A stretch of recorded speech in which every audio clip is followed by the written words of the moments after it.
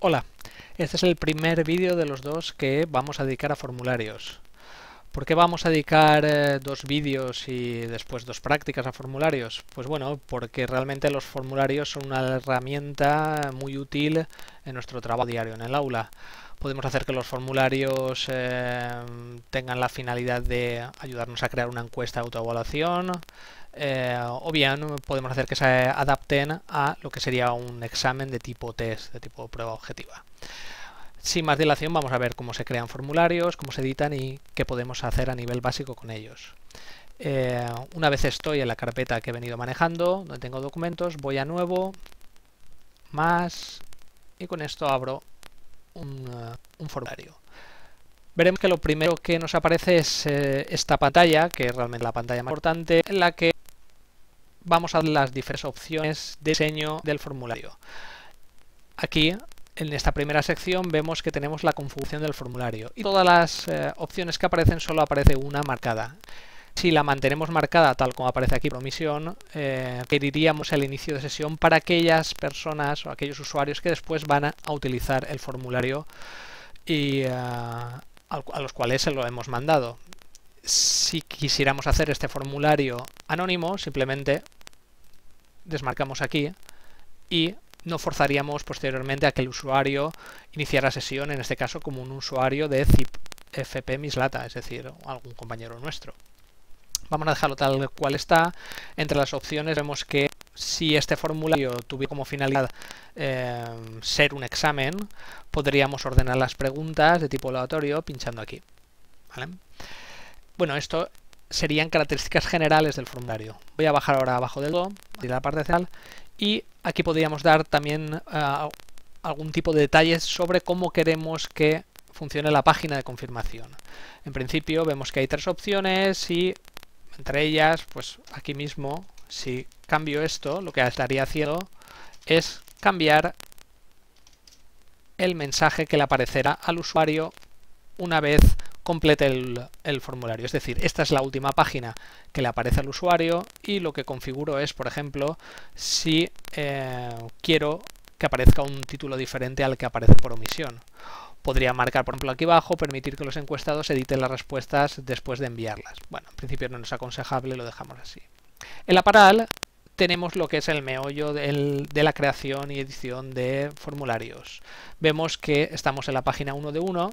En el siguiente vídeo veremos cómo crear formularios más complejos, con varias páginas. Y este primer campo hace referencia al encabezamiento, al título del formulario. Yo voy a llamarlo formulario de ejemplo. Y lo que vamos aquí ahora es ver cómo podemos generar diferentes tipos de preguntas.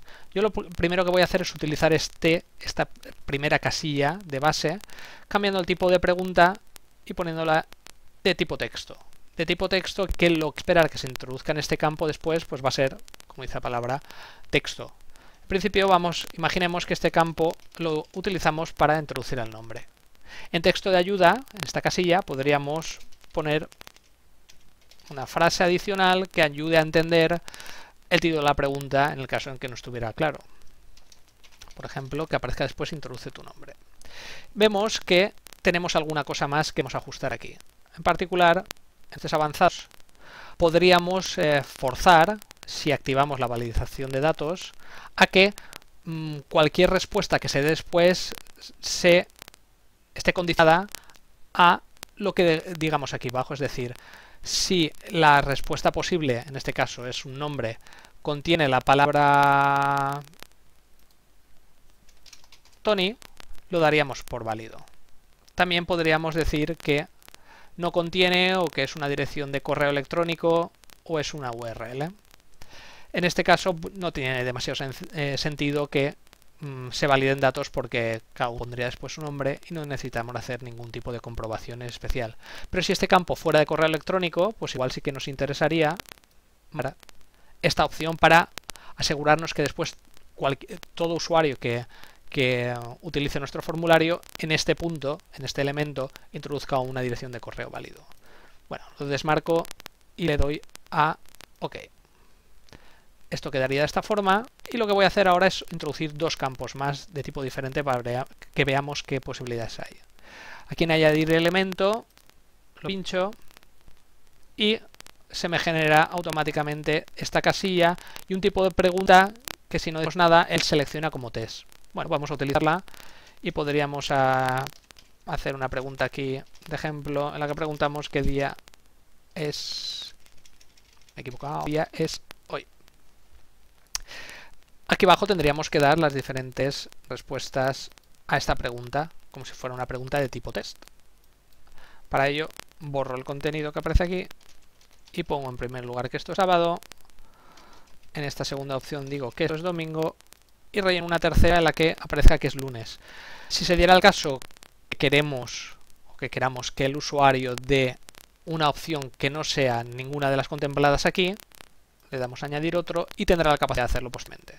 Es más, si queremos que esta pregunta sea obligatoria, lo podíamos haber dicho anteriormente para el nombre también, marcamos que es obligatoria y lo que estaríamos haciendo es que posteriormente el usuario no pudiera saltarse este elemento del formulario antes de pasar a la siguiente pregunta o casilla.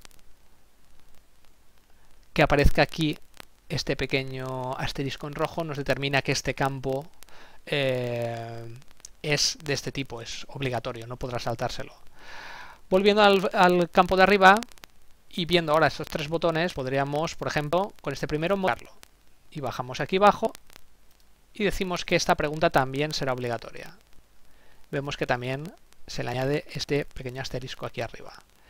Y podríamos hacer aquí abajo que este campo aparezca por duplicado. Con lo cual, duplico, aparecen las mismas opciones y poder modificarlas. En este caso, voy a modificar esta pregunta para generar una nueva pregunta en la que preguntamos quién es el autor de este vídeo tutorial.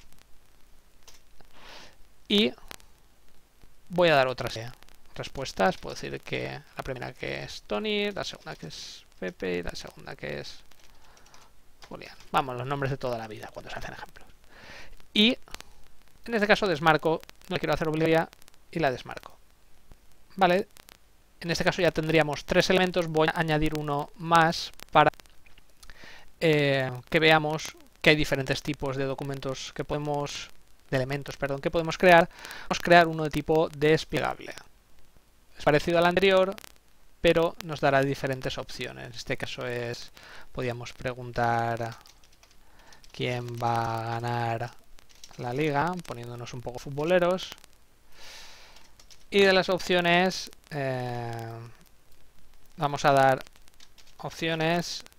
Yo pondría Valencia, pondría todas Valencia, pero como no es posible, Madrid y Barcelona. Seremos algo malistas. Y le damos a OK para aceptarla. Vemos aquí que esto ya tiene la forma de menú desplegable.